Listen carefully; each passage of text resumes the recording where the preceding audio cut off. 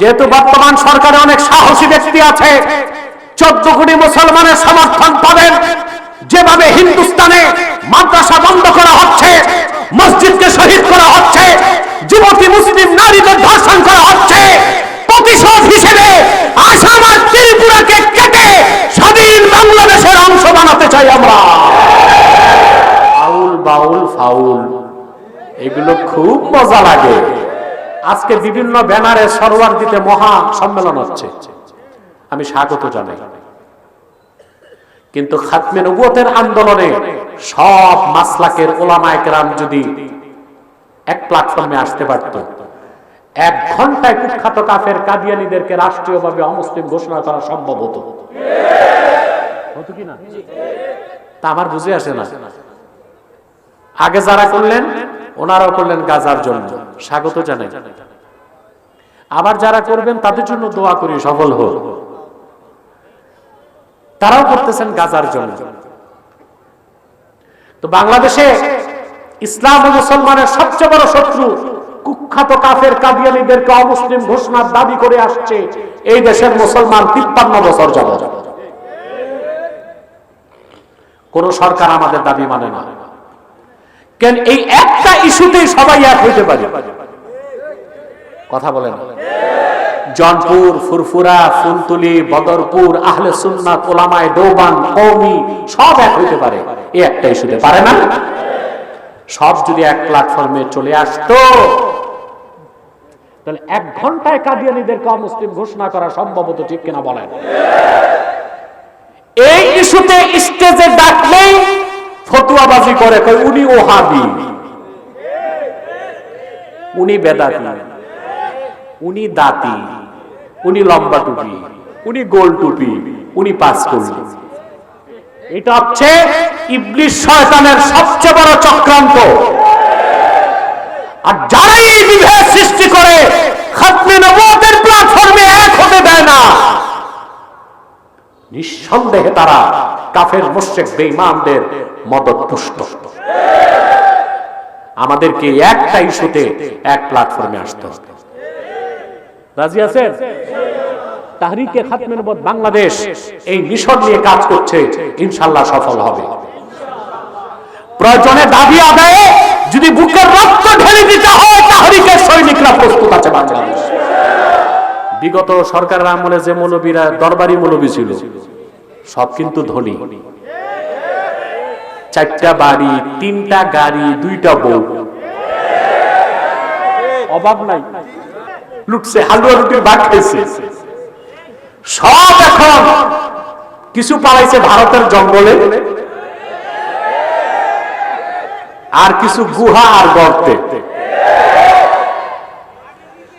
আমাদের দর্শন এটাই, হক্কানি আলেম কোন দলের দালালি করবে না, ইসলামের কথা বলবে। কারো পক্ষে যাক, কারো বিপক্ষে যাক, এটাই চরিত্র হওয়া উচিত না?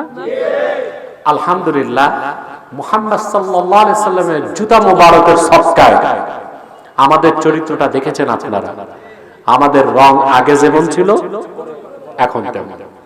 যেখানে শিরক, কুফর, বেদাত, যেখানে ইসলাম বিরোধী কথা, সে কোন উপদেষ্টা, কোন নেতা, কোন ব্যক্তি তা দেখা হবে না, বিনা চ্যালেঞ্জে ছেড়ে দেওয়া হবে না, ঘাত করা হবে।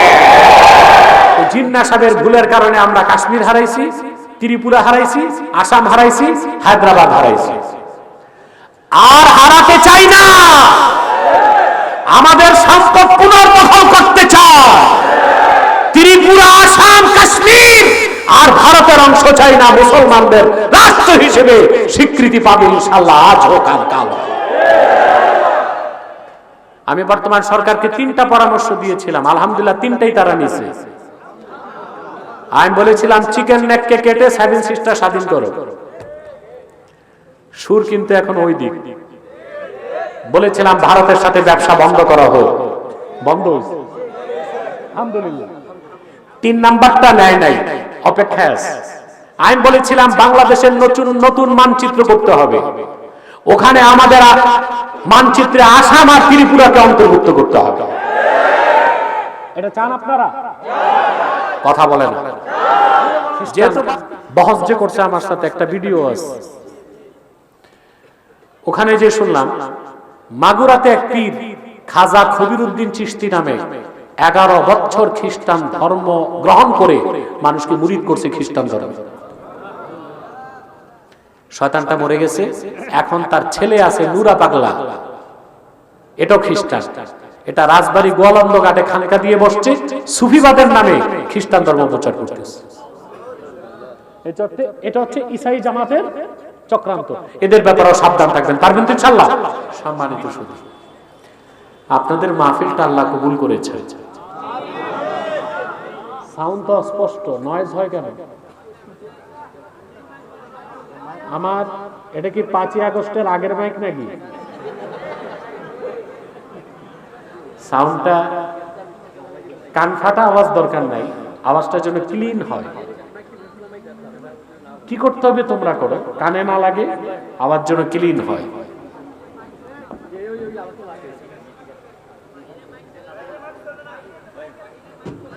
এখন বাইরে দিলে তো ভিতরে বন্ধ, ওর তো চালান কম। দেখো বাইরে মাইকগুলো চালাও, সাউন্ডটা স্পষ্ট লাগবে, কানে না লাগে। আপনারা জানেন বাংলাদেশে ওয়াজ মাহফিলের একটা মৌসুম আছে, এটা অমৌসুমে মাহফিল হচ্ছে, ঠিক না? শীতকাল ছাড়া তো মাহফিল হয় না। আমার অপারগতার কারণে বর্ষাকালে আমি মাহফিলটি দিয়েছি, কিন্তু মহান আল্লাহ দয়া করছেন আমার উপর, আপনাদের উপর। ওসমানী বিমানবন্দরে ল্যান্ড করার পর দেখি মুষলধারে বৃষ্টি। ভাবলাম মাহফিলের কি অবস্থা, শুনলাম আল্লাহ মেহেরবানি করছে। আমরা তো আল্লাহর কাছে এসেছি, এই মুহূর্তে যদি তিনি বৃষ্টি দিয়ে পণ্ড করে দেন, সেটা কি বেইনসাফ হবে? ওইটাও ইনসাফ। আর যদি মুনাজাত পর্যন্ত সময় দেন, ওইটা হবে ইহসান। আমরা দেখব মাবুদ ইনসাফ করেন না ইহসান করেন। সুবহানাল্লাহ। তে মাহফিলে মুনাজাত করলে কবুল হবে না? বলেন ইনশাআল্লাহ। মুহাক্কিকিন বলেন মানুষের জন্য আল্লাহ 2 ধরনের রিজিক রেখেছেন। কয় রকম? আম্মাল গাযাউ ফাহুয়া নাওআন, খাদ্য 2 রকম। গাযাউন তাকুমু বিহিল আবদান, এক প্রকার খাদ্য যা গ্রহণ করলে স্বাস্থ্য ঠিক থাকে, শক্তি পায়, না খেলে ক্ষুধা লাগে, দেরি করলে মানুষ মরে যায়। ওয়া গাযাউন তাকুমু বিহিল আরওয়াহ, আরেক প্রকার রিজিক আছে যেটা গ্রহণ করলে রূহটা শক্তিশালী হয়। এই মহিলার কণ্ঠে হবে না, পুরুষের কণ্ঠে বলেন সুবহানাল্লাহ।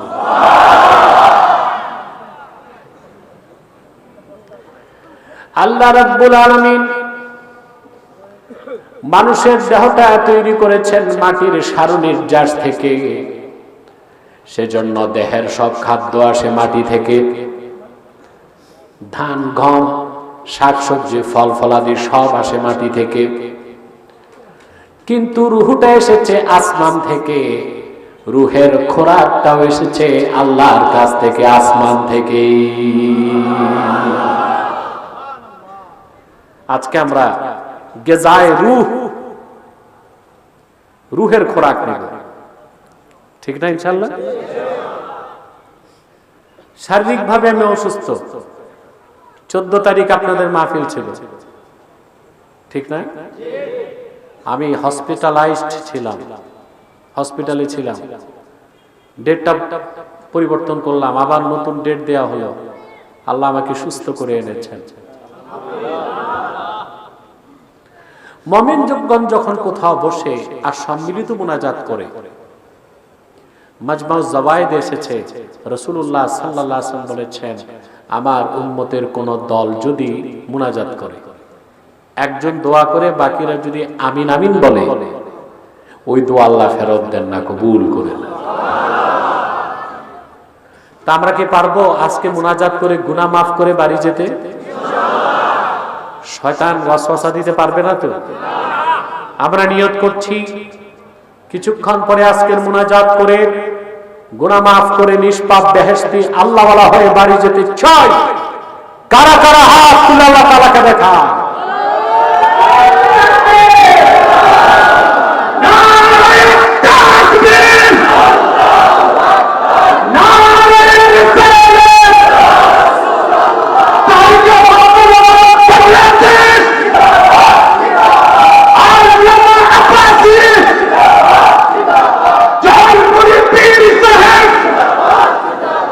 আল্লাহ কবুল করুক, আল্লাহ মঞ্জুর করুক। প্রিয় সুধী, আমি আজকে আপনাদের সামনে তেলাওয়াত করেছি সূরাতুল মায়েদা থেকে 3 নম্বর আয়াতের অংশ বিশেষ। আসুন তিলাওয়াতের মাধ্যমে আমরা প্রবেশ করি। আমার সঙ্গে পড়ুন। আউযু বিল্লাহি মিনাশ শাইতানির রাজীম। বিসমিল্লাহির রাহমানির রহিম। আল-ইয়াওমা আকমালতু লাকুম দীনাকুম ওয়া আতমামতু আলাইকুম নি'মাতি ওয়া রাদিতু লাকুমুল ইসলাম দীনা। আল্লাহ তাআলা ঘোষণা করেন, আজকের এই পবিত্র দিনে আমি তোমাদের জন্য দ্বীনকে পরিপূর্ণ করে দিলাম। ওয়া আতমামতু আলাইকুম নি'মাতি, আর তোমাদের উপর আমার নিয়ামতকে পরিসমাপ্ত করলাম। ওয়া রাদিতু লাকুমুল ইসলাম দীনা, আর একমাত্র দ্বীন ইসলামকে আমি আল্লাহ স্বীকৃতি দিলাম। সুবহানাল্লাহ বলবেন। মূল বক্তব্যের প্রারম্ভে ছোট্ট একটি ভূমিকা টানছি। এখানে আল্লাহ দ্বীনের কথা বলেছেন। ওই দ্বীনটা কার? ওই দ্বীনটার নাম কি? মাশাআল্লাহ, অর্ধেক ওয়াজ হয়ে গেছে। আল্লাহ বলছেন দ্বীনের কথা। দ্বীনটা কার? নামটা কি? সুবহানাল্লাহ। মুহাম্মদ সাল্লাল্লাহু আলাইহি ওয়াসাল্লামকে প্রেরণ করে ১৫০০ বছর আগে আল্লাহ এই দ্বীনকে পরিপূর্ণ করে দিয়েছেন। আর চূড়ান্তভাবে আল্লাহ বলেছেন, সকল তন্ত্রমন্ত্র মতবাদকে রহিত করে, ধর্মকে রহিত করে শুধু আল্লাহ দ্বীন ইসলামকে মুক্তির জন্য স্বীকৃতি দিয়েছেন। সুবহানাল্লাহ বলেন। আমরা মুমিন, ঠিক না? আমরা কি সত্যিকার অর্থে দ্বীন ইসলামের পরিচয় জানি, বা আমরা কি দ্বীনের উপর নিজেদেরকে কায়েম করতে পেরেছি? এটা প্রশ্ন। আজকে বাংলাদেশ ইসলামের পক্ষের শক্তি কি বিজয়ী না পরাজিত? পৃথিবীতে 200 কোটি মুসলমান, 57টি রাষ্ট্র আমাদের। সুবহানাল্লাহ। মানুষ আছে কত? আল্লাহ দুনিয়ায় যে সম্পদ রাখছেন, টোটাল ন্যাচারাল অ্যাডভান্টেজেস, প্রাকৃতিক সম্পদের 70% মুসলমানের পায়ের তলায় রাখছেন। সুবহানাল্লাহ। সব দিক দিয়ে আল্লাহ তার হাবিবের উম্মতকে সেরা রাখছেন। আমরা মাইর খাই কেন? কথা বলেন। পৃথিবীর বিভিন্ন জনপদে মুসলমান আজকে নির্যাতিত, নিপীড়িত। কারণটা খুব চিন্তা করে আমি খুঁজে পেয়েছি। আমি একটা হাদিস শোনাচ্ছি, আবু দাউদ শরীফের হাদিস, হাদিস নাম্বার 3462। কত নাম্বার? হাদিসের কিতাবের নাম আবু দাউদ শরীফ। আল্লাহর হাবিব ইরশাদ করেছেন, ইদা তাবায়াতুম বিল ঈনা ওয়া আখাযতুম আযনাবাল বাকর ওয়া রাদিতুম বিজ জার'i ওয়া তারাকতুমুল জিহাদ সাল্লাল্লাহু আলাইকুম যুল্লান লা ইয়ানজাউহু হাত্তা তারজিউ ইলা দীনিকুম। আল্লাহর হাবিব ইরশাদ করেছেন, সাহাবায়ে কেরামকে বলেছেন, রাসূলুল্লাহ সাল্লাল্লাহু আলাইহি ওয়াসাল্লাম ১৫০০ বছর আগে, ইদা তাবায়াতুম বিল ঈনা।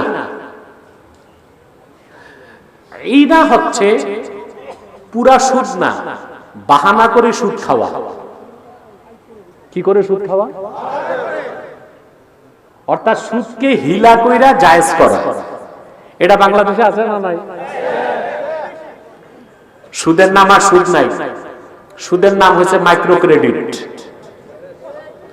সুদের নাম লভ্যাংশ, সুদের নাম মুনাফা, সুদের নাম ইন্টারেস্ট।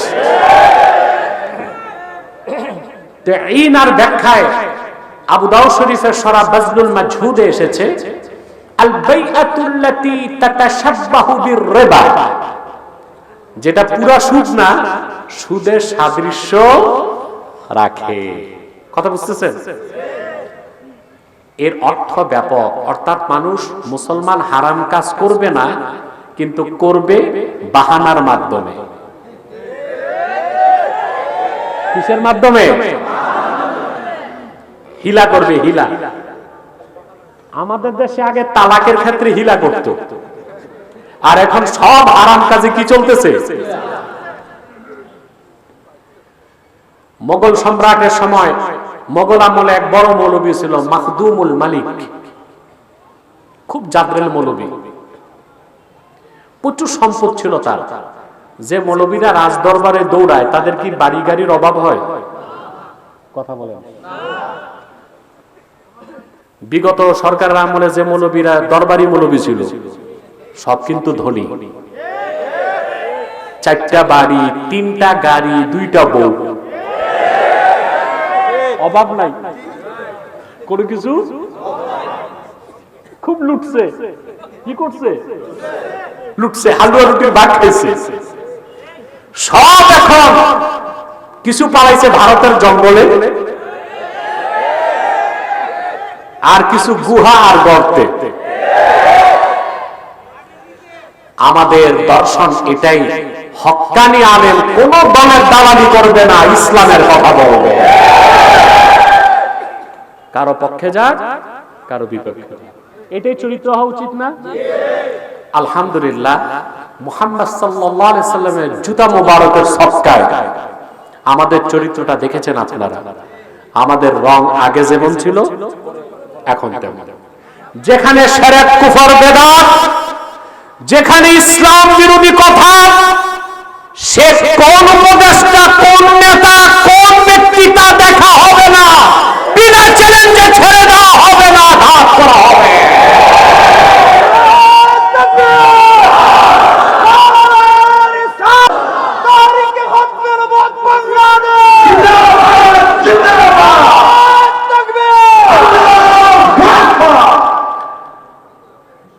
ইসলামের ক্ষতি কেউ করতে পারে না, মুসলমানের ক্ষতি করতে পারে। আর মুসলমানদের সবচেয়ে ক্ষতি করে দরবারি মৌলবীরা। তার কারণ কি জানেন? হাদিস সাক্ষ্য, সাহাবায়ে কেরাম আল্লাহর হাবিবকে জিজ্ঞেস করলেন, আইয়ুন নাসে শাররুন, মানুষের মধ্যে সবচেয়ে খারাপ কে? আল্লাহর হাবিব জবাব দিলেন, আল আলিমু ইদা ফাসাদা, আলেম যখন খারাপ হয়ে যায় সে সবচেয়ে নিকৃষ্ট মানুষ হয়। আলেম যখন, সে সবচেয়ে। ভাত পচে গেলে পান্তা ভাত করে খাওয়া যায়, আর বিরিয়ানি বসলে কাছেও যাওয়া যায় না। ভাত পচে গেলে কি করা যায়? কাঁচা মরিচ দিয়ে খাওয়া যায়। আমি খাই না, আপনারা তো খান, মোটামুটি চলে তো। আর বিরিয়ানি পচলে ওতে আতর গোলাপ ছিটাইলেও কাজ হবে না, দুর্গন্ধের চোটে। তো যে আলেমরা দুনিয়াদার আর দরবারের হালুয়া রুটি খোঁজে, এদের কোনো দল নাই। যখন ক্ষমতায় যে, তার পিছনেই চাটুকার বৃত্তি করে। সব সময় এইরকম আলেম ছিল। তো দিল্লি মোগলদের সময় ছিল মাখদুমুল মালিক, কি না? প্রচুর টাকা ছিল তার, কিন্তু জিন্দিগিতে সে যাকাত দেয় নাই, শুধু হিলা করে। তার কারণটা হচ্ছে, যাকাত কখন ফরজ হয়? মুমিন মুসলমান, তার কাছে যদি নেসাব পরিমাণ সম্পদ হয়, 52.5 তোলা রূপা তার পরিমাণ টাকা, 7.5 তোলা সোনা সেই পরিমাণ টাকা। এখন রূপা সোনা অনেক পার্থক্য, এখন রূপারটাই ধরতে হবে। 60 থেকে 65,000 টাকা। হানা আলাইহিল হাউল, 1 বছর যদি ঘুরে তখন আপনার উপর যাকাত কি? আর 1 বছর যদি না ঘুরে ফরজ না। ওই মৌলবী 1 বছর পুরা হওয়ার আগে তার সব সম্পদ তার বউকে হাদিয়া করত, যাকাত মাফ। আবার বউয়েরটা 1 বছর ঘুরার আগে সব স্বামীরে হাদিয়া করত। এই হিলার মাধ্যমে জীবনও যাকাত দেয় না। এই বাহানার হিলা কি আল্লাহ বুঝেন না? আব্দুল্লাহ ইবনুল মুবারক রাহমাতুল্লাহ বলেছেন, ইউখাদিউনাল্লাহ কান্নামা ইউখাদিউনাস সিবিয়ান। দুনিয়াদার মৌলবীগুলো আল্লাহ তাআলাকে ওইভাবে ধোঁকা দিতে চায় মানুষ বাচ্চাদেরকে যেভাবে ধোঁকা দেয়, কিন্তু আল্লাহ রাব্বুল আলামিনকে কোন মাখলুক কখনো ধোঁকা দিতে পারে না। পারবে না। এখন আর সুদ নাম ঘুরে গেছে, এটা নাম ইন্টারেস্ট, মুনাফা, লভ্যাংশ, ঠিক না? অনেক ফাইনান্সিয়াল সংস্থা এখন বের হইছে, বলে যে শরীয়ত সম্মত, নাউজুবিল্লাহ বলে। এই সুদের সাদৃশ্য রাখে যে ব্যবসা, ওইটাকে বলা হয় ইনা। কি বলা হয়? রাসূলুল্লাহ সাল্লাল্লাহু আলাইহি ওয়াসাল্লাম বলেছেন, তোমরা যখন ব্যবসা বাণিজ্য করবে এই অবস্থায় যাতে সুদের সাদৃশ্য থাকে, গরুর লেজকে আঁকড়ে ধরবে, কৃষি কাজ করি সুখী থাকবে, দিনের কাজ করবা না, আর জিহাদকে ছেড়ে দিবা। সাল্লাল্লাহু আলাইকুম যুল্লা, আল্লাহ তোমাদেরকে অপমান অপদস্থকে তোমাদের গর্দানে সুপর্দ করবেন। শক্তি থাকলেও মাইর খাবা। লা ইয়ানজাউহু হাত্তা তারজিউ ইলা দীনিকুম। আর সেই অপমান বেইজ্জতি থেকে আল্লাহ মুক্তি দিবেন না ততক্ষণ যতক্ষণ না তোমরা পুরোপুরি দ্বীনে ফিরে না আসো। তা আমাদেরকে দ্বীনে ফিরতে হবে। দ্বীনের পরিচয় তো জানি না, সেই লক্ষ্যে আজকে সূরা মায়দা থেকে আমি দ্বীনের পরিচয় তুলে ধরতে চাই। প্রস্তুত আছি তো আমরা?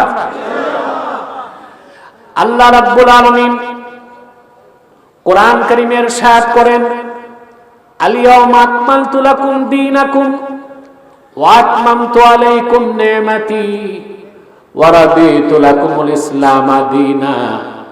আজকের এই পবিত্র হজের দিন, জুমআর দিন, আমি দিনকে তোমাদের জন্য পরিপূর্ণ করে দিলাম। বিশ্ববরণ্য মুফাসসির ইমামে খাজেন তাফসীর খাজেনে লেখেন, আল্লাহর আখির নবী হায়াতুন নবী আমার নূর নবীজি মুহাম্মদ মুস্তাফা সাল্লাল্লাহু আলাইহি ওয়াসাল্লাম দুনিয়া থেকে বিদায় নেবার মাত্র 81 দিন আগে এই আয়াতটা নাজিল হয়েছে। আমি কি কবরস্থানে আছি?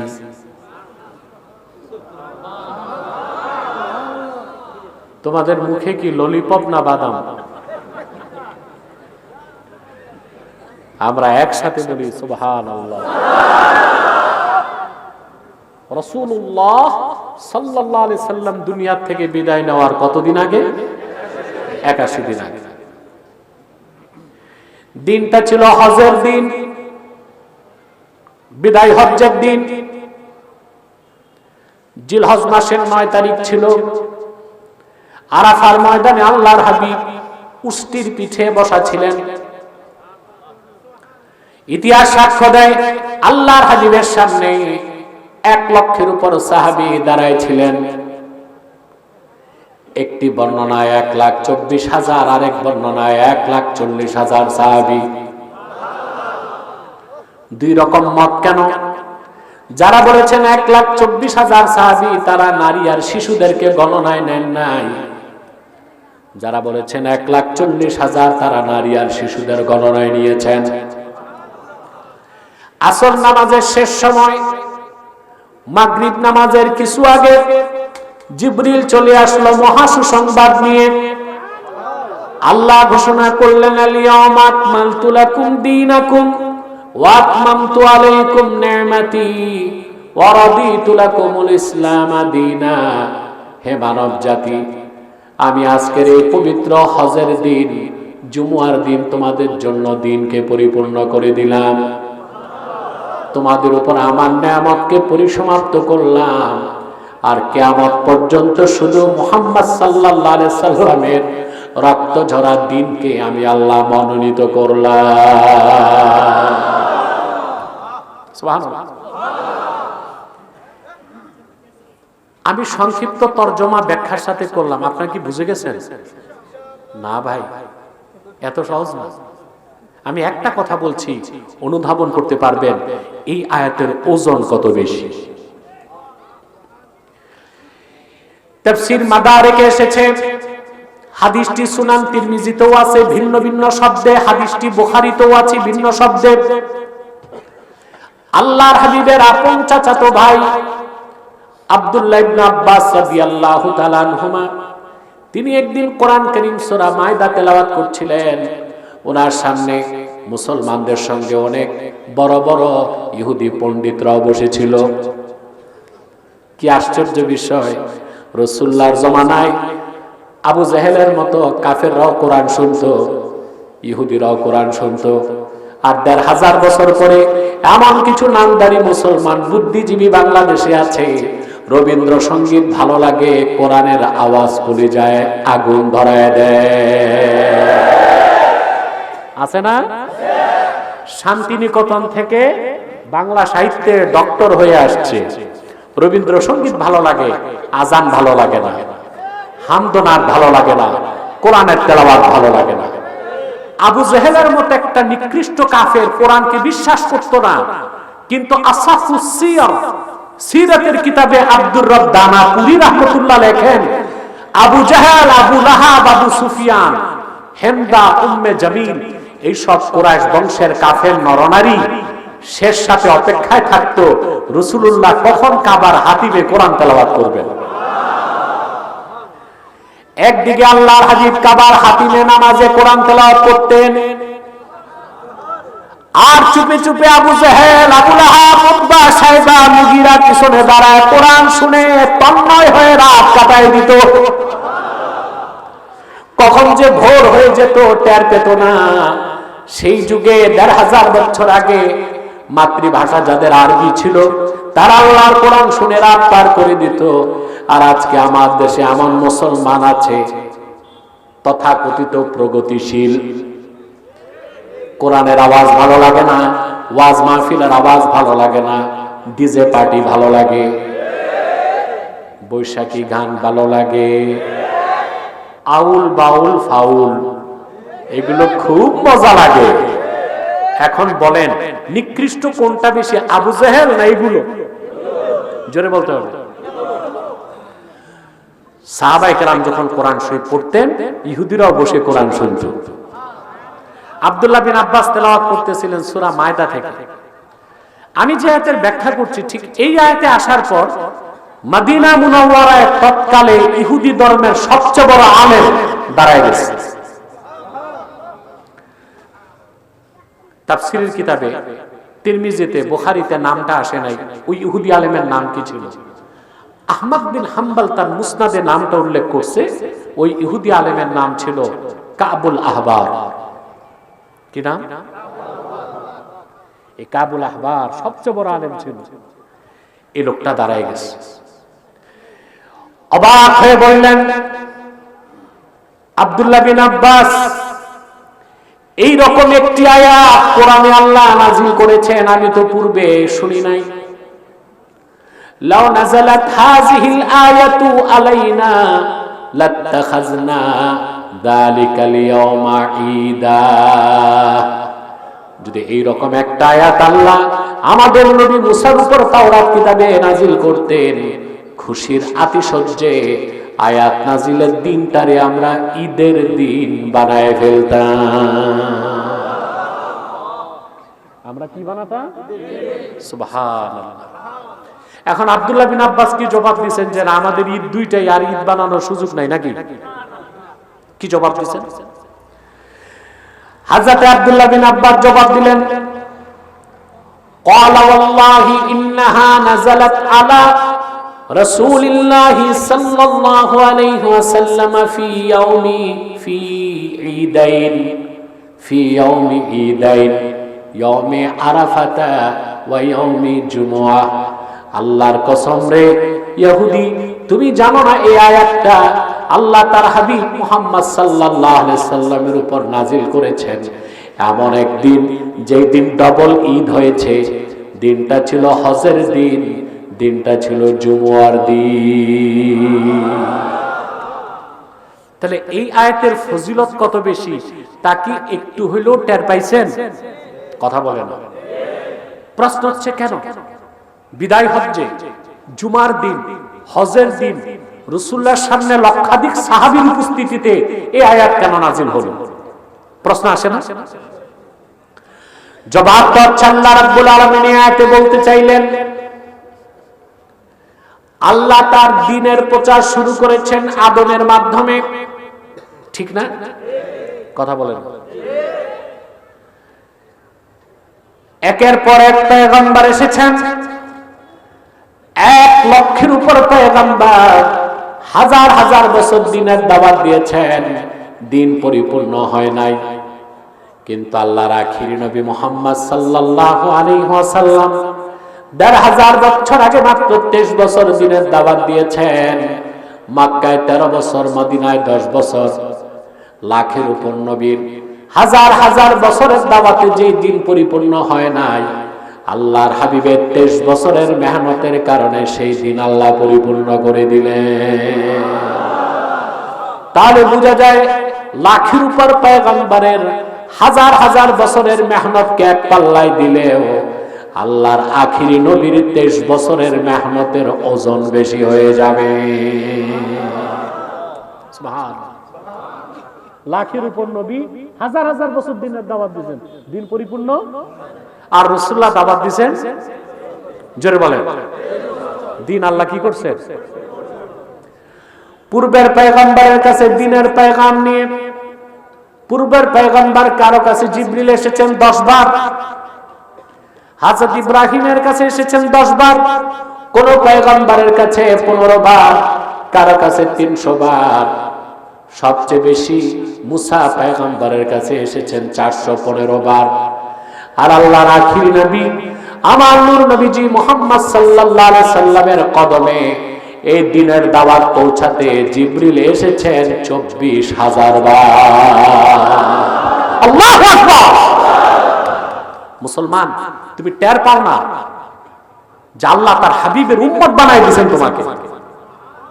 তুমি অনুধাবন করতে পারো না যে এই মহান দ্বীন ইসলামের অনুসারী হিসেবে আল্লাহ তোমাকে কবুল করেছেন? বলেন সুবহানাল্লাহ। রাসূলুল্লাহর কাছে জিবরিল কতবার এসেছেন? 24,000 বার। বলেন সুবহানাল্লাহ। পূর্বের নবী কারো কাছে এসেছেন 10 বার, কারো কাছে 15 বার, কারো কাছে 300 বার, কারো কাছে 400 বার। রাসূলুল্লাহর কাছে জিবরিল এই দ্বীনের পেগাম নিয়ে এসেছেন কতবার? 24,000 বার। বলেন সুবহানাল্লাহ। রাসূলুল্লাহর 23 বছরের মেহনতের কারণে দ্বীনকে আল্লাহ কি করলেন? সুবহানাল্লাহ বলবেন। এই দ্বীনের নাম হচ্ছে ইসলাম। নাম কি? আল্লাহ কর্তৃক মনোনীত এই দ্বীনের সাথে অন্য কোন তন্ত্র মন্ত্র ধর্মের তুলনা হতে, যত ধর্ম সব রহিত হয়ে গেছে, ইসলাম আসছে সব, কথা বলেন, ইসলাম আসছে সব বাতিল। বাতিল না? আগের গুলো ডেট ফেল, আগের গুলো কি? সুবহানাল্লাহ। আল্লাহ দ্বীন ইসলামকে পরিপূর্ণ করে দিয়েছেন। পূর্বে নবীর পরে নবী আসার 3টা কারণ থাকতো। কটা কারণ? যেহেতু মুহাম্মদ সাল্লাল্লাহু আলাইহি সাল্লাম আল্লাহর শেষ নবী, সেজন্য ওনার মাধ্যমে আল্লাহ দ্বীনকে পরিপূর্ণ করে দিয়েছেন। পূর্বে নবীর পর নবী আসতো কটা কারণে? আকীদা খাতমে নবুয়ত একটু বুঝেন, যেহেতু আপনারা খাতমে নবুয়তের সৈনিক, বুঝতে হবে না? কথা বলেন।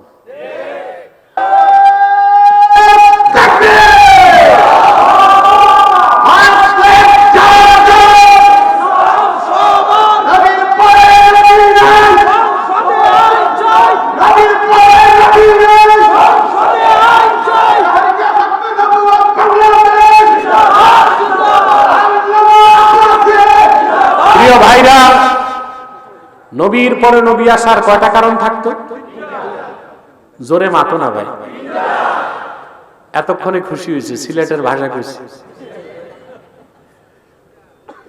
আমাদের রাত খুব একটা বেশি হয় নাই, শুধুমাত্র আপনাদেরকে দ্রুত খেদমত দিতে পারবো সেজন্য আমি ঘুরে ফিরে প্লেনে আসছি। কাজটা উল্টো হয়েছে, বাড়ি থেকে এয়ারপোর্ট যেতে 2.5 ঘন্টা, প্লেনে 1 ঘন্টা, প্লেন লেট 1 ঘন্টা, আবার এই দিক উল্টা 2 ঘন্টা। এই সব কিছু করেছি আপনাদের এমনি আস্তে আস্তে তো রাতে 12টা বেজে যায়। আজকে আগে চলে আসছি কথা বলা। আবার যেহেতু সময় ছিল, হযরত শাহজালাল রহমতুল্লাহর জিয়ারত করে এসেছি। আমি যখনই সিলেটে আসি সময় পাই, হযরত শাহজালাল রহমতুল্লাহর জিয়ারতটা করি। আল্লাহর ওলিদের রুহানি তাওয়াজ্জুর যে কি পাওয়ার, এটা আরেফ ও সালেক ছাড়া কেউ বুঝতে। সম্মানিত সুধী, তো নবীর পরে নবী আসার কয়টা কারণ থাকতো? পূর্বে একজন নবী, পূর্বে যত নবী এসেছেন সবাই ছিলেন আঞ্চলিক নবী, একটা অঞ্চলে।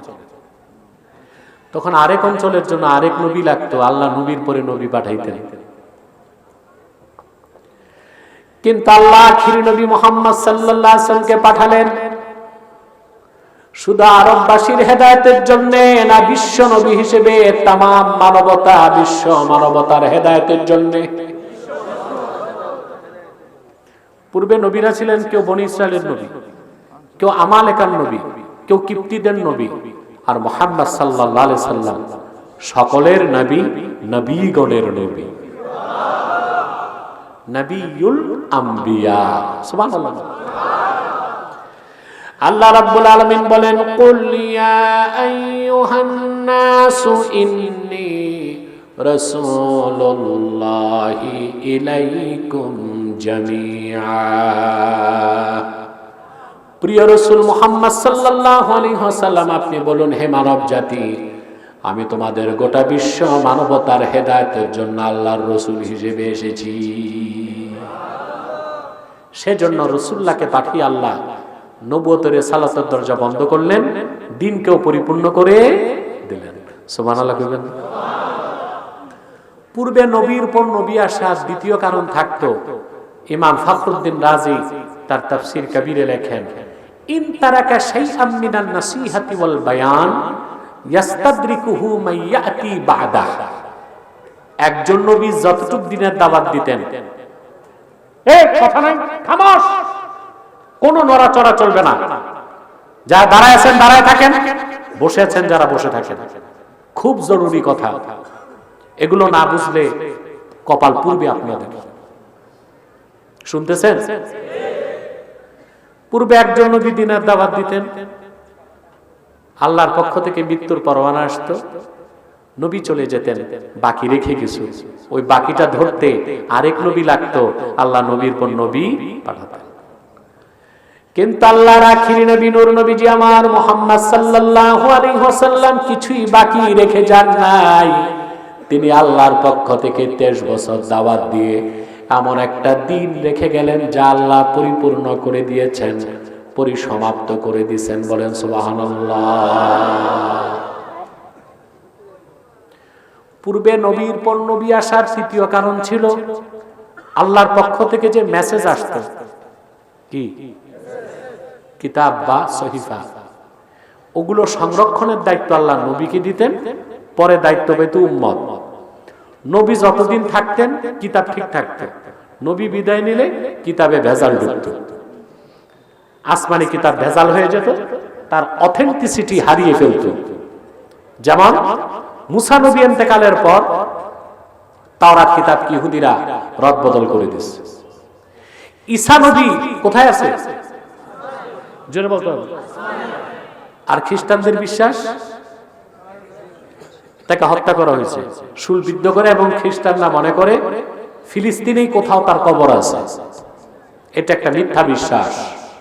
ঈসাকে হত্যা করা সম্ভব হয় নাই। যখন হত্যা করতে গেছে, আল্লাহ ঈসাকে আকাশে তুলে নিয়েছেন। ঈসার মতো সাদৃশ্য দেখে একজনকে হত্যা করে ওরা বলল ঈসা শেষ। আল্লাহ বলেন না, যেটা মারছো এটা ঈসা না, এটা মিসা, ঈসা আমার কাছে আছে। মারছে ওটা কি? খ্রিস্টানরা আছে মিসানিয়া, মুসলমান আছে ঈসানিয়া।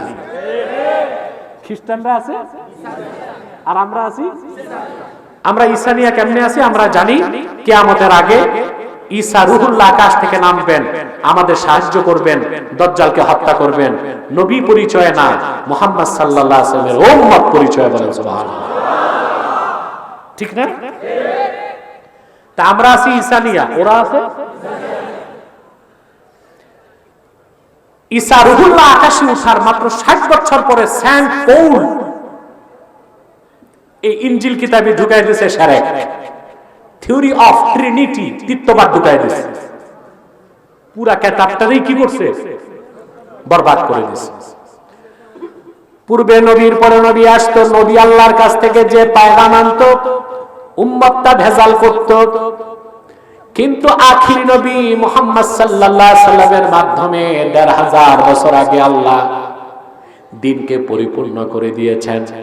সেজন্য ওনার উপর অবতীর্ণ কোরআন সংরক্ষণের দায়িত্ব আল্লাহ আবু বকর, ওমর, ওসমানকে দেন নাই, আল্লাহ নিজের জিম্মায় রেখেছেন। আল্লাহ বলেন আল-ইয়াওমা আকমালতু লাকুম দীনাকুম ওয়া আতমামতু আলাইকুম নি'মাত। আল্লাহ বলেন ইন্না নাহনু নাযালনা যিকরা ওয়া ইন্না লাহু লাহাফিজুন। এই কোরআন আমি মুহাম্মদ সাল্লাল্লাহু আলাইহি ওয়াসাল্লামের উপর নাজিল করেছি, আর কিয়ামত তক এই কোরআন হেফাজতের দায়িত্ব আমি আল্লাহ আমার হাতে নিয়েছি। কোরআন কেউ বদলাইতে পারছে? একটা বাক্যের বিসমিল্লাহর বা থেকে মিনাল জিন্নাতি ওয়ান নাসের সিন পর্যন্ত কোন একটি বাক্যের, কোন একটি শব্দের, কোন একটি অক্ষর আজ পর্যন্ত কোন কাফের মুশরিক বেঈমান বদলাতে পারছে? চেষ্টা হয়েছে না? যেমন শিয়াদের মধ্যে মোট 12 ভাগ, এর মধ্যে একটা হচ্ছে আহলুত তাশাইয়্যু কুবরা, বড় শিয়া। এরা নিঃসন্দেহে কাফের, তারা আল্লাহর কোরআনকে রদ বদল করতে চাইছে। ইরান থেকে তারা একটা কোরআন শরীফ ছাপাইছে, ওইখানে একটা সূরার নাম দিছে সূরাতুল ওয়ালায়া। এই 114টা সূরায় ওয়ালায়া নামে সূরা আছে। কথা বলেন, এটা কোন সূরা জানেন? সূরা ইনশিরাহ। 8টা আয়াত আছে। এই কুখ্যাত শিয়ারা একটা আয়াত ঢুকায় দিয়েছে। ঢুকায় কি বেঁচে গেছে না ধরা খাইছে? কাফের প্রমাণিত হইছে, তো ধরা খেয়ে গেছে না? সেটা কি? আলাম নাশরাহ লাকা সাদরাক ওয়া ওয়াদানা আনকা উযরাক আল্লাযী আনকাযা যাহরাক ওয়া রাফা'না লাকা যিকরাক ওয়া জাআলনা আলিয়ান সাহরাক। ও মিয়া জোরে কও নাউযুবিল্লাহ। ধরা খাইছে? শিয়ারা আপনারা জানেন 12 ফেরকায়, 12টা আবার মূল 2 ভাগ, একটা আহলুত তাশাইয়্যু কুবরা আর একটা আহলুত তাশাইয়্যু সুগরা। যারা আহলুত তাশাইয়্যু সুগরা অন্য সাহাবীদের থেকে হযরত আলীর শান বেশি বলে, তাজিয়া করে, বেদাত করে, ওদেরকে আমরা কাফের বলি না, বাতিল বলি। আর আহলুত তাশাইয়্যু কুবরা যারা আল্লাহর কোরআনে রদ বদল হইছে, এই কুফরি আকীদায় বিশ্বাসী শিয়ারা নিঃসন্দেহে কাফের, তাতে কোনো সন্দেহ না। স্পষ্ট? তা নবীর পর নবী আসার কয়টা কারণ ছিল? আল্লাহ তাআলা ১৫০০ বছর আগে আখিরি নবী মুহাম্মদ সাল্লাল্লাহু আলাইহি সাল্লামকে প্রেরণ করে নবুয়তের সালাতের দরজা চিরতরে বন্ধ করে নবীর পরে নবী আসার যত কারণ ছিল সব আল্লাহ রহিত করে দিলেন, আর কোনো কারণ আল্লাহ বাকি রাখেন নাই। এই জন্য আখিরি নবী মুহাম্মদ সাল্লাল্লাহু আলাইহি সাল্লামের মাধ্যমে ১৫০০ বছর আগে দ্বীন ইসলাম পরিপূর্ণ হয়ে যাবার পরে আজ পর্যন্ত কোন প্রকারই নবী কিংবা রাসূল আসে নাই, এখনো নাই, কিয়ামত পর্যন্ত আসবে না। এই আকীদা বা বিশ্বাসটার নাম আকীদা খাতমে নবুয়ত। এই আকীদার বিশ্বাস যার থাকবে না, নিঃসন্দেহে সে কাফের। তারে যে কাফের বলবে না, সেও কাফের। আরে মুসলমান, 24টা বছর ঘুরতেছি সারা দেশে, তোমাদের যতটুকু সজাগ হওয়া দরকার করতে পারি না, এটা আমাদের ব্যর্থতা। আকীদা খাতমে নবুয়ত খুব স্পর্শকাতর বিষয়। ইমামে আজম আবু হানিফা রাহমাতুল্লাহ তার কিতাবের মধ্যে লিখেছেন আল ওয়াসিয়াতে, ওসিয়ার ব্যাখ্যাতে আসছে শারহ ফিকহিল আকবরে। এটা নিব্রাসে পাবেন, নিব্রাসে। কোথায়? ইমাম আজমের মত নিব্রাসে পাবেন। কোন কুলাঙ্গার কাফের যদি নিজেকে নবী দাবি করে আর কোন মুসলমান যায় যদি বলে তুমি যে নবী প্রমাণ দাও, যে প্রমাণ চাইবে সেও কাফের হয়ে যাবে। কত স্পর্শকাতর। কেউ যদি নিজেকে নবী দাবি করে আর কোন মুসলিম যে যদি বলে তুমি যে নবী তার প্রমাণ দাও, সে কি হবে? তার কারণ আল্লাহ মুহাম্মদ সাল্লাল্লাহু আলাইহি ওয়াসাল্লামকে প্রেরণ করে নবুয়তের রিসালাতের দরজা বন্ধ করে দিয়েছেন। তার সবচেয়ে বড় প্রমাণ কি? কেউ যদি মিথ্যা নবুয়তের দাবিদার কোন কাজ্জাব দাজ্জাল কুখ্যাত জাহান্নামের কীটের কাছে দলিল চায়, প্রমাণ চায়, তাহলে তো বোঝা গেল কোরআনের প্রমাণে সে সন্তুষ্ট নয়। কথাগুলো বুঝাইতে পারলাম? আল্লাহ তাআলা তার আখিরি নবী মুহাম্মদ সাল্লাল্লাহু আলাইহি ওয়াসাল্লামকে প্রেরণ করে নবুয়তের রিসালাতের দরজা চিরতরে বন্ধ করে দিয়েছেন। আর যেহেতু মুহাম্মদ সাল্লাল্লাহু আলাইহি ওয়াসাল্লামের পরে আর কোন নবী কিংবা রাসূলই আসবে না, এই সিদ্ধান্ত আল্লাহ নিয়েছেন আদম সৃষ্টির আগে। সেই জন্য ১৫০০ বছর আগে মুহাম্মদ সাল্লাল্লাহু আলাইহি ওয়াসাল্লামের মাধ্যমে দ্বীনকে পরিপূর্ণ করে দিয়েছেন। আল্লাহ সেই ঘোষণা দিলেন আরাফার ময়দানে ১ লক্ষের উপর সাহাবীর সামনে, আল ইয়াউমা আকমালতু লাকুম দীনাকুম, আজ আমি দ্বীনকে পরিপূর্ণ করে দিলাম। বলেন সুবহানাল্লাহ। বাকি ব্যাখ্যাটা কি সংক্ষেপে করে দিব? কথা বলেন। আর ১০-১৫ মিনিট ধৈর্য হবে? কার কার হাত তুলে দেখান, হাত লম্বা করে, হাত নামান। আল্লাহ কবুল করুক, মঞ্জুর করুক। বলুন আল্লাহুম্মা আমিন। আল্লাহ তো বহু সময় দিছে না? কথা বলেন। সিলেটে বৃষ্টি, নারায়ণগঞ্জে বৃষ্টি, এদিক বৃষ্টি, ওদিক বৃষ্টি, হবিগঞ্জে বৃষ্টি নাই। আল্লাহু আকবার। রবের শুকরিয়া আদায় করার ভাষা আসেনি? নাই নাই নাই, পারবো না। খুব দয়া করছেন তিনি। এটা আপনাদের ইখলাস আর নিয়তের কারণে। এই এলাকায় ২ বার আমি আসতে পারি না। ২ বার, ঠিক না? একবার করোনা, আরেকবার অসুস্থ। আমার কমিটি যখন দাওয়াত দিয়েছে, উমেদনগর থেকে একদল লোক গেছে আব্বাসী মসজিদ, যে বলতেছে হুজুর আসলে আপনি যাবেন কিনা, যদি আপনি এবারও না যান তো কমিটির হাড্ডি গুড্ডি ছুটাই দিবে।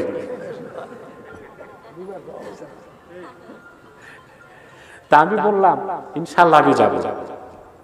আমি অসুস্থ থাকা অবস্থায় ডেটটা চেঞ্জ হয়েছে। আমার মেজো ভাই খুব বেশি আমাকে উৎসাহ দিয়ে তারিখটা আবার ফাইনাল করছে। আলহামদুলিল্লাহ আমি এসেছি, মাহফিল আল্লাহ সফল করে দিয়েছে। আপনি শীতকালে চাইছেন, আমি সর্বাত্মক চেষ্টা করব ইনশাআল্লাহ, যদি আল্লাহ কবুল করেন। প্রিয় বন্ধুরা, কথা শুনতেছেন? আল্লাহ আল ইয়াউমা আকমালতু লাকুম দীনাকুম বলে ক্ষান্ত হন নাই। তারপর বললেন আল্লাহ আল ইয়াউমা আকমালতু লাকুম দীনাকুম বলে ছেড়ে দেন নাই। বললেন ওয়া আতমামতু আলাইকুম নি'মাতি, আমি দিন শুধু পরিপূর্ণ করি নাই, পরিসমাপ্তির সাথে পরিপূর্ণ করছি। এর মানে কি? এর মানে হচ্ছে মুসলমানের ইহকালীন কল্যাণ ও পরকালীন মুক্তির জন্য দ্বীন ইসলামের বাইরে যাবার সুযোগ, সব সমাধান আছে দ্বীনে, আছে না নাই? আপনার ব্যক্তি জীবন, সমাজ জীবন, রাষ্ট্র জীবন, সাংস্কৃতিক জীবন, আইন আদালত, ফৌজদারি, লেনদেন, ব্যবসা বাণিজ্য, নামাজ রোজা, হজ যাকাত, উঠা বসা, চলাফেরা, পোশাক আশাক, বিয়ে শাদী, পানাহার, কি হবে সবকিছুই দ্বীন ইসলামের মধ্যে আল্লাহ রেখে দিয়েছেন। এই দ্বীন ইসলামের বাইরে অন্য কোন ধর্মতন্ত্র মতবাদ থেকে কোনো কিছু নেবার সুযোগ নাই। মুসলমান একমাত্র মানবি ইসলাম। ইসলামের বাইরে কোনো মতবাদ নেওয়া যাবে? আমরা আহলুস সুন্নাহ ওয়াল জামাত তরিকত তাসাউফকে বিশ্বাস করি, পীরি মুরিদিকে হক মনে করি, কিন্তু সুফিবাদকে ভণ্ডামি মনে করি। সাবধান, সুফিবাদ ভণ্ডামি। শেখ আব্দুল কাদের জিলানী রহমতুল্লাহ সুফিবাদ প্রচার করে নাই, তাসাউফ প্রচার করছেন। তার প্রমাণ বুনিয়াতুত তালিবিন। শেখ মঈনুদ্দিন চিশতি রহমতুল্লাহ সুফিবাদ প্রচার করেন নাই, তিনি প্রচার করেছেন তরিকত, তাসাউফ, মারিফাত।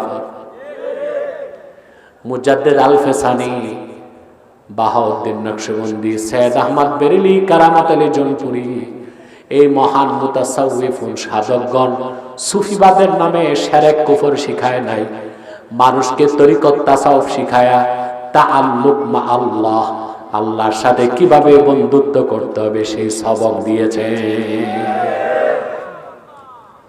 সুফি হওয়া ভালো। সুফি কি?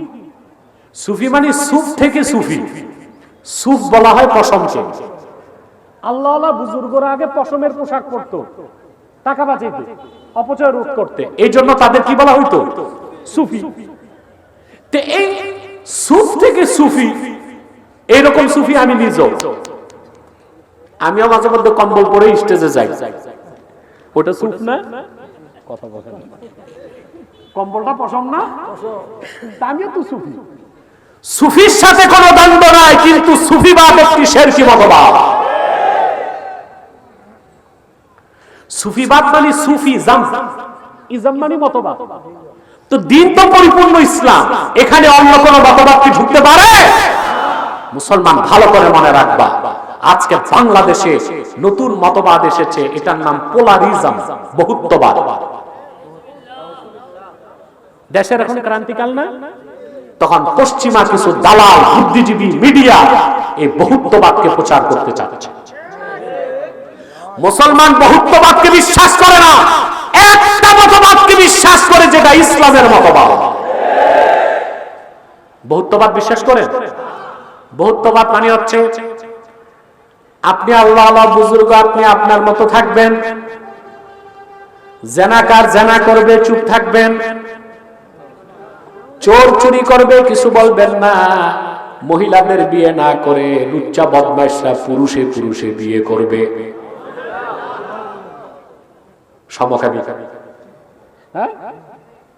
ট্রান্সজেন্ডার, এই সব শিরক কুফর বেদাত লুচ্চামি বদমাশি পশ্চিমাদের হাইওয়ানপনা সব প্রতিষ্ঠিত করা হবে, রাষ্ট্র প্রত্যেককে ঠিকাদারি করবে। এটা হচ্ছে পোলারিজম বা বহুত্ববাদ। মুসলমান খোদার কসম, কোরআনকে ছুঁয়ে বললাম, যদি বহুত্ববাদের এজেন্ডা বাংলাদেশে প্রতিষ্ঠিত হয়, আগামী বাংলাদেশ সেকুলার বাংলাদেশ হবে, মুসলমানের বাংলাদেশ, এই অস্তিত্ব আর খুঁজে পাওয়া যাবে। বাংলাদেশের স্বাধীনতার মূল স্তম্ভ হচ্ছে চেতনা, ইসলাম এবং মুসলমান।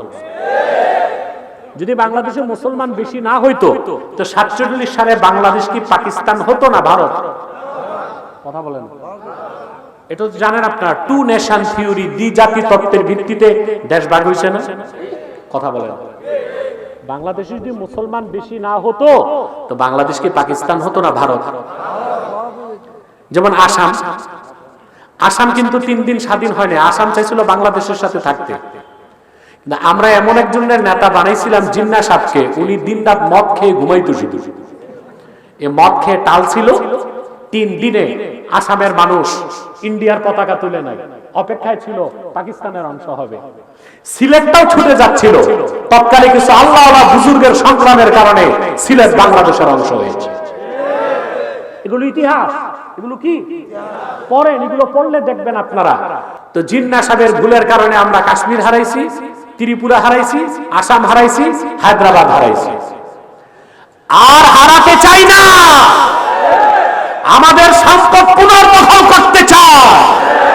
ত্রিপুরা, আসাম, কাশ্মীর আর ভারতের অংশ চাই না। মুসলমানদের রাষ্ট্র হিসেবে স্বীকৃতি পাবে ইনশাআল্লাহ, আজ হোক আর কাল। আমি বর্তমান সরকারকে 3টা পরামর্শ দিয়েছিলাম, আলহামদুলিল্লাহ 3টাই তারা নিয়েছে। আমি বলেছিলাম চিকেন নেককে কেটে 7 সিস্টার স্বাধীন করো, সুর কিন্তু এখন ওই দিক। বলেছিলাম ভারতের সাথে ব্যবসা বন্ধ করা হোক, বন্ধ হয়েছে আলহামদুলিল্লাহ। 3 নাম্বারটা নেয় নাই, অপেক্ষায় আছে। আমি বলেছিলাম বাংলাদেশের নতুন নতুন মানচিত্র করতে হবে, ওখানে আমাদের মানচিত্রে আসাম আর ত্রিপুরাকে অন্তর্ভুক্ত করতে হবে। এটা চান আপনারা? কথা বলেন। যেহেতু বর্তমান সরকারে অনেক সাহসী ব্যক্তি আছে, 14 কোটি মুসলমানের সমর্থন পাবেন। যেভাবে হিন্দুস্তানে মাদ্রাসা বন্ধ করা হচ্ছে, মসজিদকে শহীদ করা হচ্ছে, যুবতী মুসলিম নারীদের ধর্ষণ করা হচ্ছে, প্রতিশোধ হিসেবে আসাম আর ত্রিপুরাকে কেটে স্বাধীন বাংলাদেশের অংশ বানাতে চাই আমরা।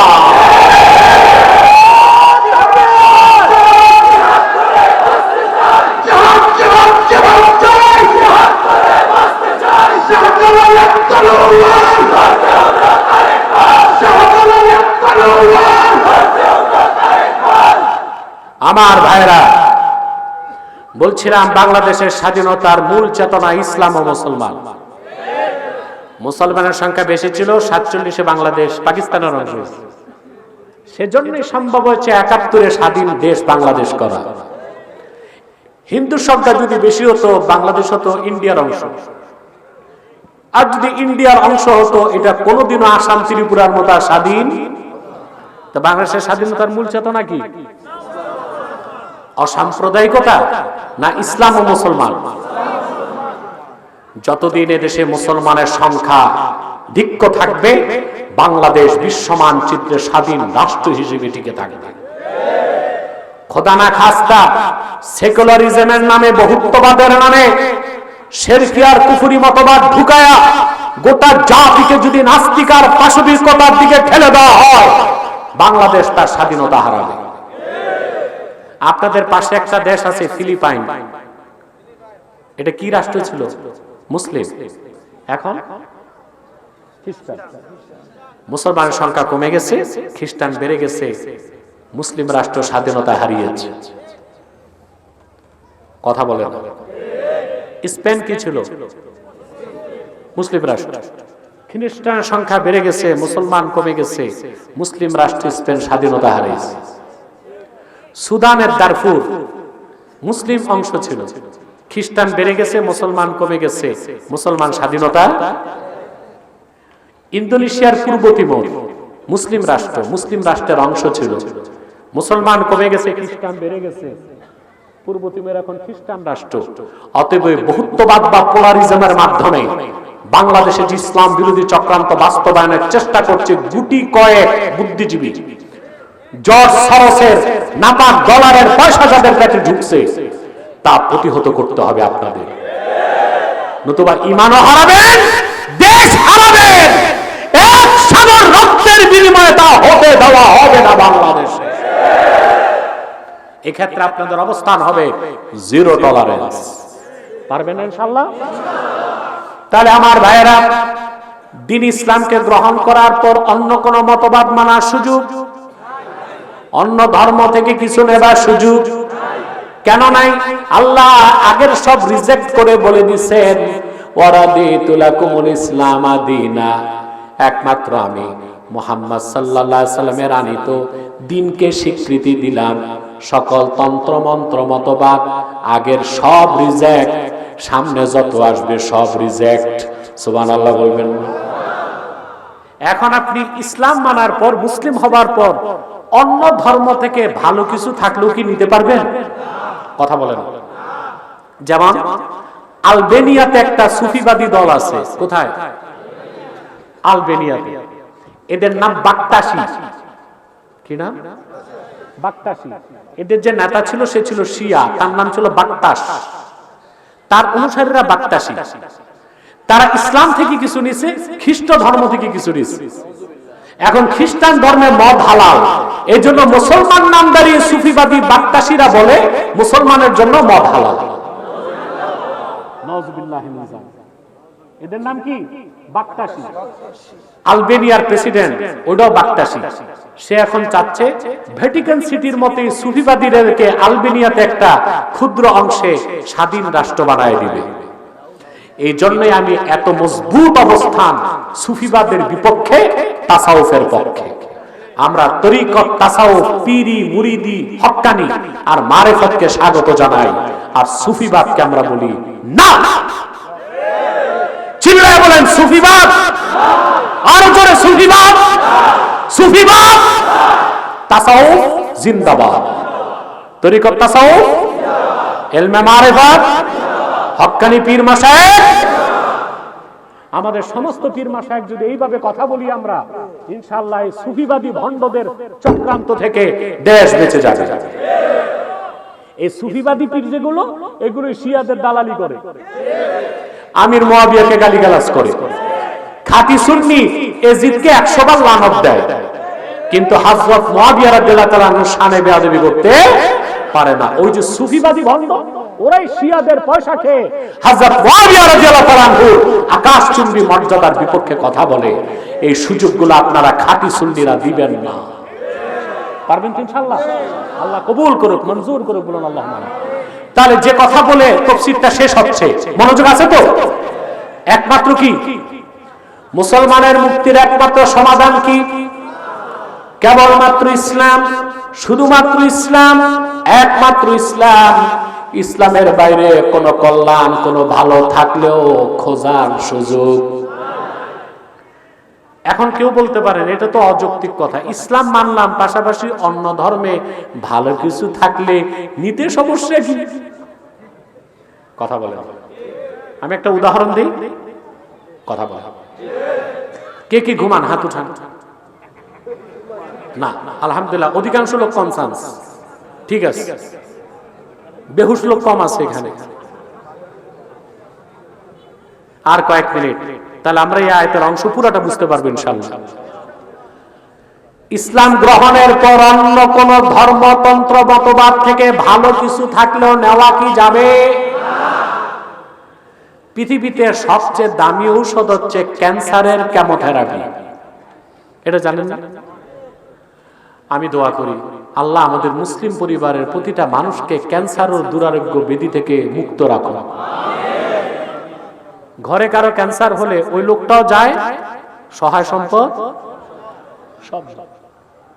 ক্যান্সারের যে কেমোথেরাপি, এটার দাম সবচেয়ে বেশি।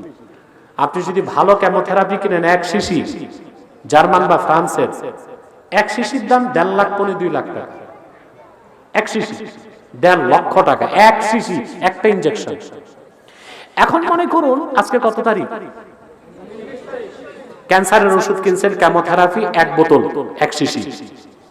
ওখানে তারিখ দেওয়া ছিল 19 তারিখ রাত 12টা পর্যন্ত ডেট আছে। কথা বলেন, সেই 1.5 লাখ টাকার ঔষধটা মেয়াদ আছে 19 তারিখ রাত 12টা, রাত 1টায় ওই 1 বোতল ওষুধের দাম কত? 1.5 টাকায় কেউ কিনবে? কারণ ডেট এক্সপায়ার্ড, মেয়াদ। মুসা নবী যে দিন আল্লাহর কাছ থেকে এনেছিল সেটার মেয়াদ উত্তীর্ণ হয়ে গেছে। ঈসা নবী আল্লাহর কাছ থেকে যে দিন এনেছিল তারও মেয়াদ উত্তীর্ণ হয়ে গেছে। 1500 বছর আগে আখিরি নবী মুহাম্মদ সাল্লাল্লাহু আলাইহি সাল্লামের মাধ্যমে, 1500 বছর আগে আখিরি নবী মুহাম্মদ সাল্লাল্লাহু আলাইহি সাল্লামের মাধ্যমে আল্লাহ যে পরিপূর্ণ দ্বীন ইসলাম দিয়েছেন, এটার মেয়াদ আল্লাহ রেখে দিয়েছেন কিয়ামতের আগ পর্যন্ত। এখন শুধুই ইসলাম, কেবল ইসলাম, একমাত্র ইসলাম।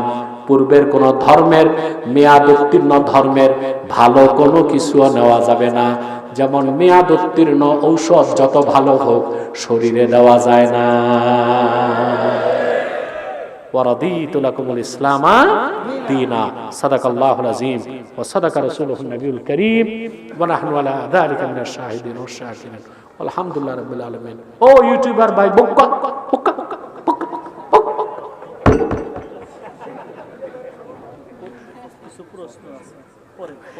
উঠতে তো বলি না, উঠছো কেন?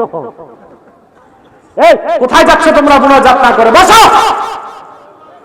বাসো, ওয়াজ হয়ে গেছে, চলে যায়। ওনারা আউলিয়া কেরাম, মুনাজাত লাগে না। আরে ভাই, এখন তো দেখতেছি আজান দিলে শয়তান ভাগে, কিছু মৌলবী মুনাজাত দেখলে ভাগে। আমরা কোথায় আছি? কোন জমানায় আছি?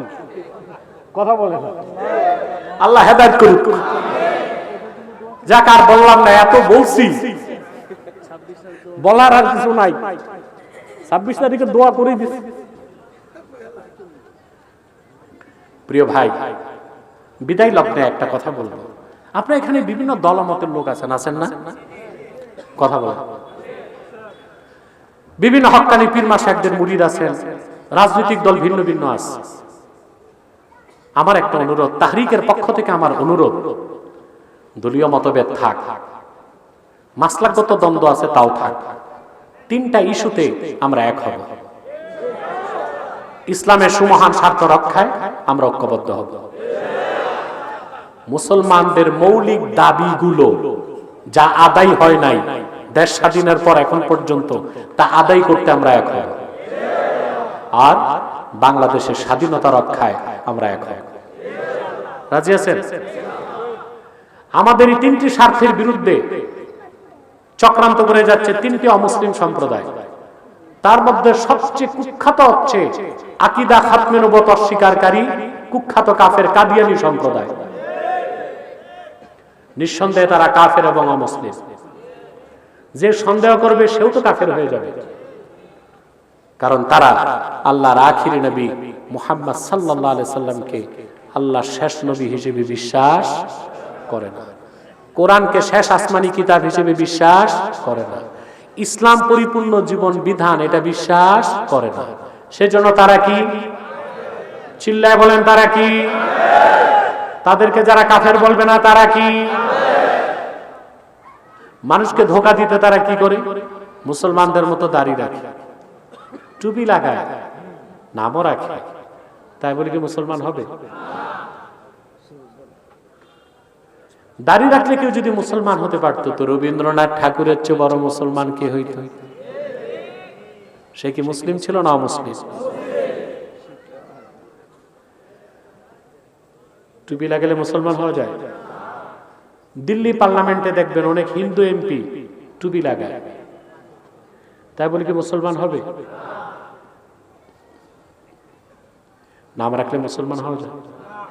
এক শয়তান বোতলে পেশাব করে উপরে লেবেল দিয়েছে শরবত। এটা কি শরবত হবে? ভিতরে কি? তদ্রুপ কাদিয়ানীরা কাফের। আব্দুল আউয়াল, আব্দুল সামাদ, মুবাশশির আলী, কবির চৌধুরী, গওহর রেজভী, শাহরিয়ার কবির, নিঝুম ঝাড়ুদার,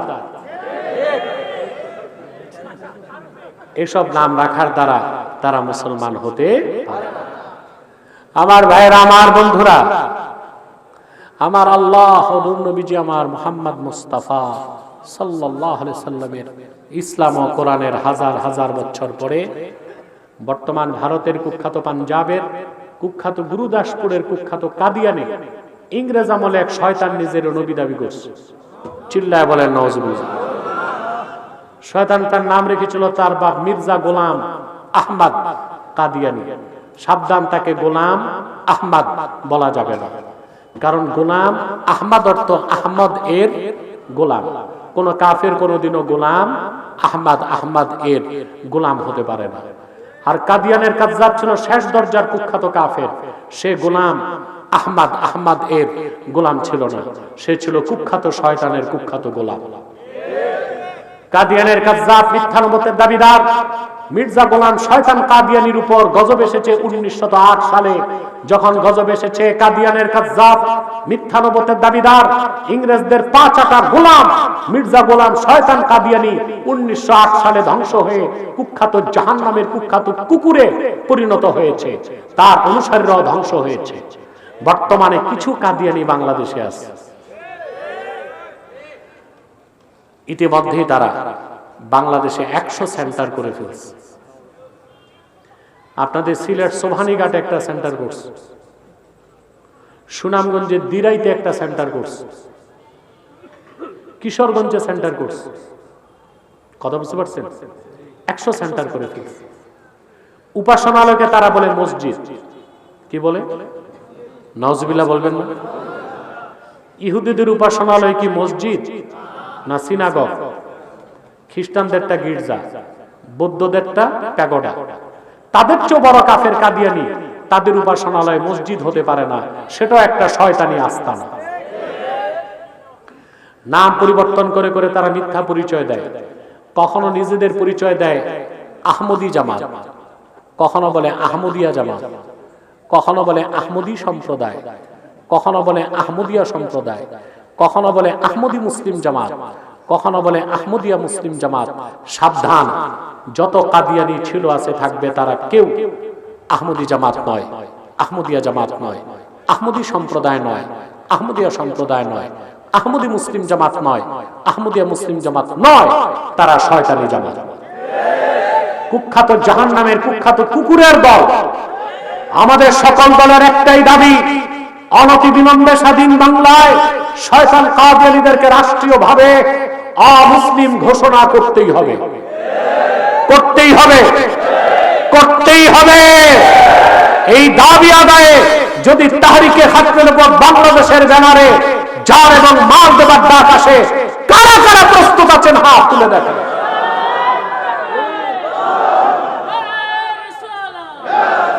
নবীর পরে নবী নাই, কাদিয়ানীরা কাফের, তাহরিকে খাতমের উপর বাংলাদেশ প্রিয় ভাই বন্ধুগণ, কাদিয়ানীদেরকে অর্থনৈতিক সহযোগিতা করবেন না, করেন? জি করেন। প্রাণ কোম্পানির ফ্যাক্টরি তো আপনাদের হবিগঞ্জে। আমার মনে এলাকার ওলামায়ে কেরাম সচেতন ছিল না, নতুবা তারা এই আস্তানা করতে পারত না। প্রাণ, সিজান, আরএফএল, প্রথম আলো, ডেইলি স্টার, কালের কণ্ঠ, এগুলো ধরবেন না, কিনবেন না, বেচবেন না। মনে থাকবে? এটা নৈতিক দায়িত্ব হিসেবে ধরবেন না, কিনবেন না, বেচবেন না, মনে থাকবে আপনাদের? আরেকটি অমুসলিম সম্প্রদায় আমাদের তিনটি স্বার্থের বিরুদ্ধে দাঁড়িয়েছে, এটার নাম ঈসাই জামাত। খ্রিস্টানদের একটা নতুন দল, দাড়ি টুপি নিয়েই মাঠে নামছে। 1975 সালে এ পর্যন্ত 2.5 লক্ষ পরিবারকে খ্রিস্টান বানাইছে। তারা মানুষকে খ্রিস্টান বানায়, প্রথমে বলে তুমিও মুসলমান, তবে ঈসাই মুসলমান বলে, তার মানে বলে ঈসার উম্মত মুসলমান। ঈসার উম্মত মুসলমান না খ্রিস্টান? এরাও সুফিবাদের নামে কাজ করতেছে। আমি একটা তথ্য দিই আপনাদেরকে, সুফিবাদীদেরকে ঘৃণা করি কেন। আমি 2016 সালে খ্রিস্টানদের বিরুদ্ধে গিয়েছিলাম কুষ্টিয়াতে। 22টা পরিবার খ্রিস্টান হয়ে গেছিল, এর কারণে অনেক পরিবার ফিরে আসছে। খ্রিস্টান বহস যে করছে আমার সাথে, একটা ভিডিও আছে, ওখানে যে শুনলাম মাগুরাতে এক পীর খাজা খবিরউদ্দিন চিশতি নামে 11 বছর খ্রিস্টান ধর্ম গ্রহণ করে মানুষকে মুরিদ করছে খ্রিস্টান ধর্ম। শয়তানটা মরে গেছে, এখন তার ছেলে আছে নুরা পাগলা, এটাও খ্রিস্টান। এটা রাজবাড়ী গোয়ালন্দ ঘাটে খানকা দিয়ে বসছে, সুফিবাদের নামে খ্রিস্টান ধর্ম প্রচার করতেছে। এটা হচ্ছে ঈসাই জামাতের চক্রান্ত। এদের ব্যাপারেও সাবধান থাকবেন, পারবেন তো ইনশাআল্লাহ? বিদায় লগ্নে আর একটা ফেরকার কথা বলে দেই, হিজবুত তাওহীদ আছে, সাবধান। হিজবুত তাওহীদকে পাওয়া মাত্রই ধরে পুলিশের হাতে দিবেন। এরা একটা নিকৃষ্ট ফেরকা। এদের আকীদার ব্যাপারে বলে দিচ্ছি, এরা হাদিস বিশ্বাস করে না। হাদিস অস্বীকারী মুসলমান না কাফের? ইসলামের নামগুলোকে বদল করতে চায়। ইমাম বলে না, বলে এমাম। নামাজকে বলে নমাজ, কিতাবকে বলে কেতাব। ওরা বলে নামাজ হচ্ছে ব্যায়ামের মতো, ওযু থাকলেও নামাজ হবে, ওযু ছাড়াও নামাজ হবে। ছেলে মেয়ে বিবাহ বহির্ভূত নিজেরা মন দিয়ে নিয়ে ফিজিক্যাল রিলেশন করতে পারে।